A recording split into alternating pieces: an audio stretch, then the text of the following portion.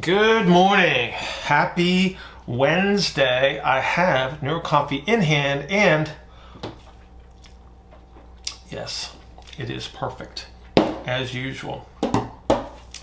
Today is Wednesday, so that means that tomorrow is Thursday, which means we have the 6 a.m. coaches coffee and coaches conference call as we do on Thursday morning at 6 a.m. So please join us for that. IFSU up and running, ready to go. We had our last free Q&A this week. I got a Q&A coming up on Monday for members only.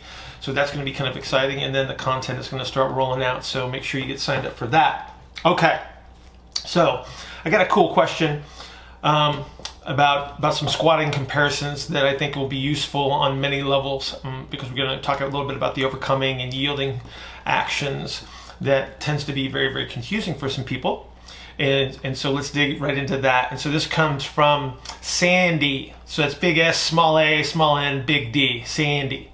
So Sandy says, I'm stuck trying to understand how a regular squat, inhale down to yield, then exhale up to overcome, converts to a competition squat. So she's talking about powerlifting, where you set the pelvic position for both yielding and overcoming at the top and hold until the lift is complete. When inhaling at the start to get tight, counternutate the sacrum, which isn't ideal for overcoming at the bottom. How would you coach that at the pelvis? And she wants me to use the pelvis to demonstrate, so that's going to be kind of easy.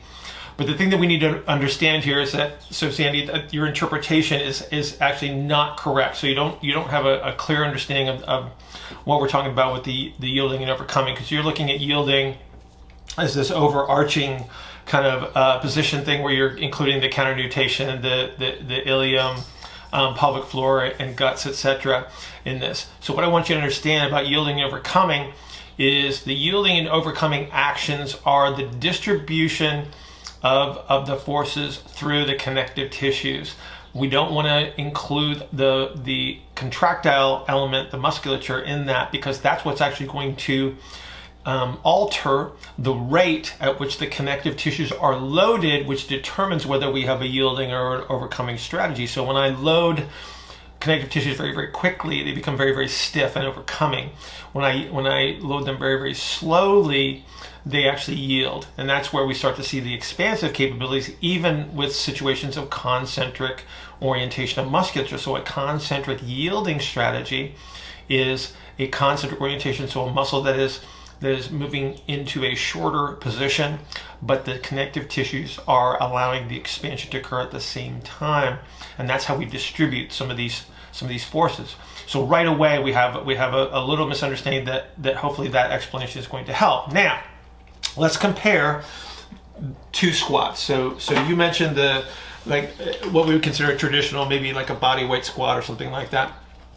So as we start at the top, we would be in a relatively inhaled, sort of a counternutated position at the top. So we're going to start bias towards an inhale as we move through this middle area of the squat. So plus or minus 30 degrees of your sticking point.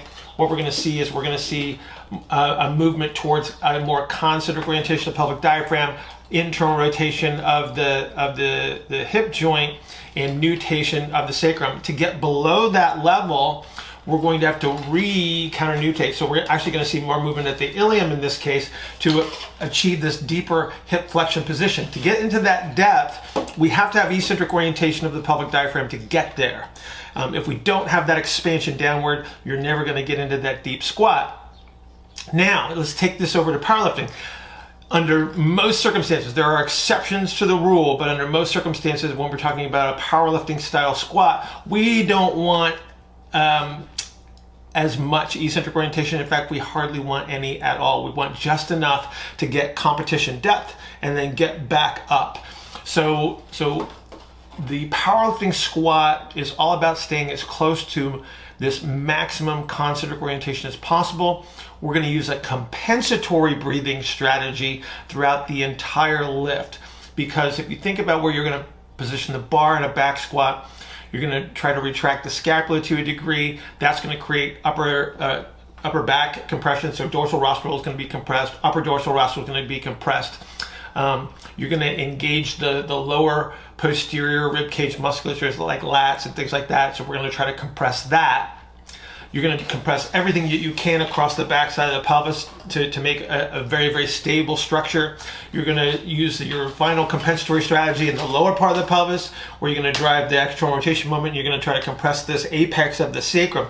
So we want the minimum amount of eccentric orientation to allow us to get into that position, because the minute that you release the concentric orientation to any significant degree, you are going to accelerate towards the ground under maximum loads, which is really not effective, especially in competition, because you tend to not get your white lights under those circumstances. So again, we're going to actually limit this. So we don't want to go past this concentric orientation. So your setup that you're talking about at the very beginning of the squat, yes, you're gonna charge your thorax with air, and then you're gonna squeeze the bejesus out of it, cut it off at the throat with a Valsalva, right? Because we want to create this incompressible body that we can stack a bunch of weight on top of, and I cannot release that at any significant degree during the lift. Otherwise, I am going to lose my position rather readily, and again, I'm going to miss my lift. So the breathing that you're talking about in the competition squat is a compensatory strategy all day, every day. It's concentric on concentric, and so we're not going to follow the normal mechanics that we would under a normal circumstance when we're talking about a regular, if you will, or a body weight squat, where we have this transition from expansion to expansion again. The powerlifting squat is compression on compression on compression with the most minimum of eccentric orientation. That's why the box squat's so popular with powerlifters, is because it does allow them to capture eccentric orientation at a depth, right? But it's the minimum allowed, and then they learn how to yield throughout the entire system. So all of their connective tissues are providing the yielding strategy to even get into position, which is why we tend to see connective tissue issues with a lot of powerlifters. We see a lot of bony changes with a lot of powerlifters over time because of the dramatic compressive strategies that they're utilizing. That affects blood flow to the joints, affects blood flow to the connective tissues, and we got a whole world of hurt in our futures if we don't take care of ourselves. So I hope that clarifies a little bit of the yielding and overcoming strategy. If we're looking at the powerlifting style squat at the bottom, you're going to be as nutated as you can, but also compressed underneath. So I can't even create the position with my pelvis model, because you're going to probably bend the sacrum underneath you to a significant degree. From a health standpoint, from a powerlifting standpoint, it would behoove you to work on both styles of squat. One squat, obviously, for your maximum effort for competition purposes, and the other one to help you maintain some health and mobility. So again, I hope that helps you, Sandy. Big S, small a, small n, big D. I will see you guys tomorrow. Have a great Wednesday, and then coach's call tomorrow, and then it's chips and salsa day too, so I'll see you.